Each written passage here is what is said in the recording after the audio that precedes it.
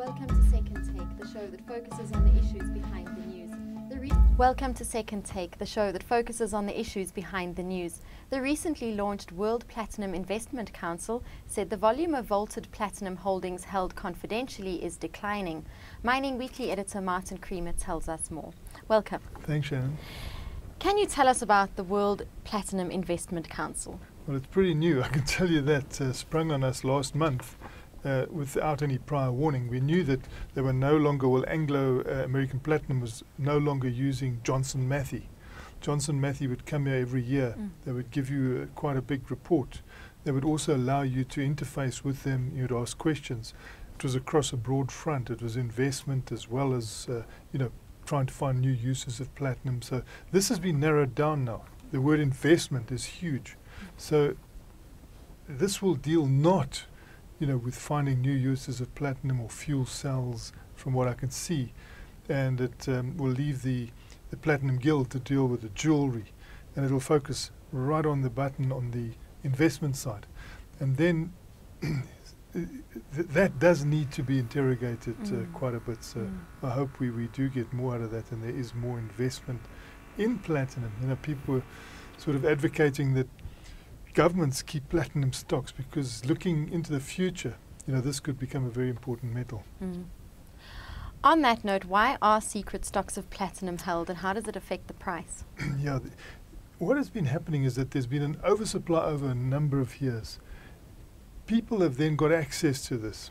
Now, we've seen international reports where this is probably held in Switzerland. That was one of the focuses of the one report, and it was buried underground. They showed the pictures of it, but you can't really get the details hard and fast on this because it's being held confidentially. So it's vaulted platinum, put in a vault and held confidentially with no hard and fast records.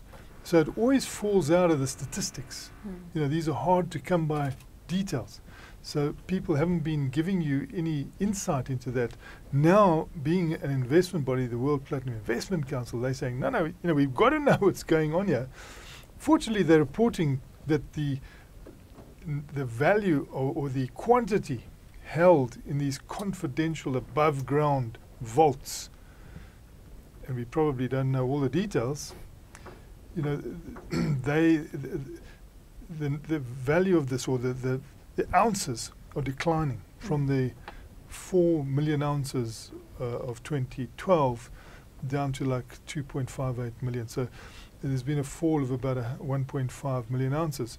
Now we're talking, the report of the World Platinum Investment Council comes out and says, we've got a deficit of 800,000 ounces, 850,000 ounces.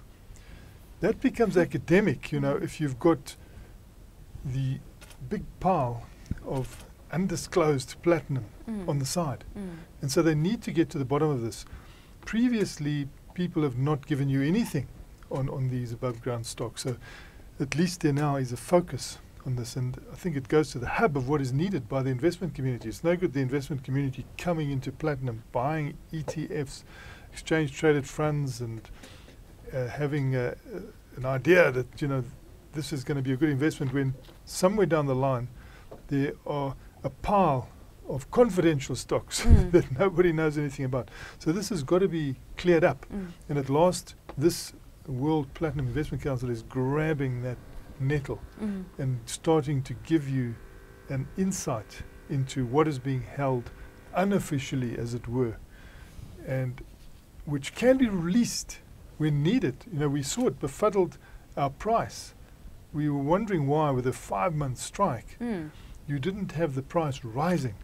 Now, if you've got stocks that can be released, obviously your price isn't going to rise, because this is affecting the gold price as well. Gets affected by above ground stocks, stocks that are held in vaults and by governments, etc.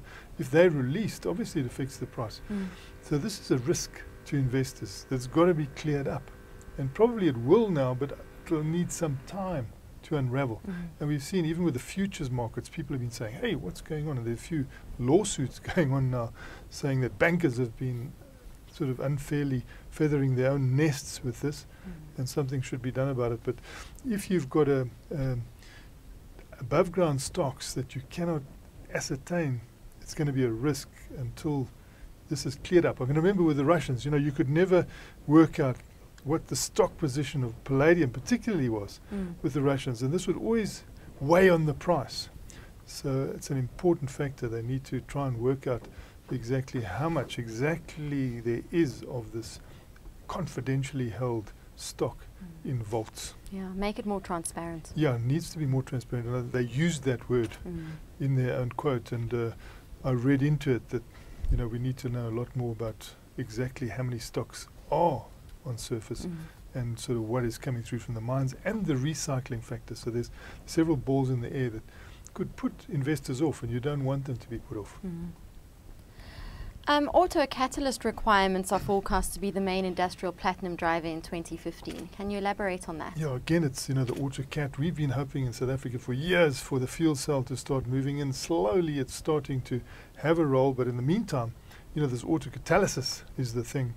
And platinum is in bigger demand in the diesel part of that, and the European economy being down has also affected demand, but it's still the big player in this, and a lot of small players as well. You've got chemicals and glass and refining and all that, but nothing yet touches the auto catalyst demand for platinum and palladium and platinum group metals.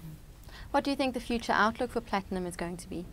I think it's going to be clouded until you have on the one side mines that are still not sold. Anglo-American Platinum said we're going to sell certain mines, so we're going to dispose of them. If the prices that come forward aren't good enough, we will package them into and demerge them and place them on the stock exchange under a separate listing, as we see the model for that is being rolled out by BHP Billiton.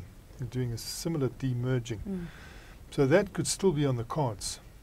It's pretty slow. We read something yesterday about Union Mine now, that there are 10 bidders coming through. From the conversation, it seems these bidders want to be paid to take these mines away, never mind pay anything, So I don't know whether that's going to be acceptable to Anglo-American Platinum. So they may end up demerging these in some way. So that weighs on the industry. Then you've also got these above ground stocks issue. You can see that the exchange traded funds, people are not rushing into that as they were last year. So investors are holding back a bit because of the uncertainty. These two things are going to create a lot of uncertainty, and I think while there is this uncertainty, the platinum business is going to be impacted negatively. At the same time, there are a lot of independent marketing thrusts now. So Johnson & Matthey no longer doing the marketing, so individual companies do a lot of marketing. We saw $100 million firepower be put in the hands of Anglo-American Platinum. They've been doing some exciting things, but still not out of the developmental stage. So how long does it take you to get out of that? I mean, we've known about fuel cells for so long. Slowly they're emerging, but it should have happened ages ago. And then Impala Platinum's doing its own marketing on certain parts of the platinum spectrum. And I'm sure this is what's going to happen now. You'll also have individual companies with their own marketing thrust. Hopefully it'll all come together with the World Platinum Investment Council doing the investment side, the Platinum Guild continuing with jewelry, and that's been going quite well. Individuals will also add to that with other thrusts, and eventually I'm sure there's going to be quite a nice demand for platinum.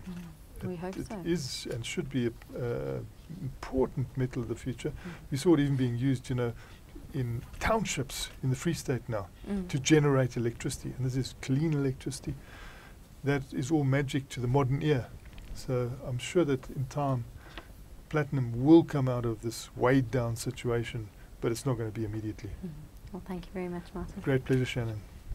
That's it for today. Join us again next week for more news analysis on South Africa's mining industry.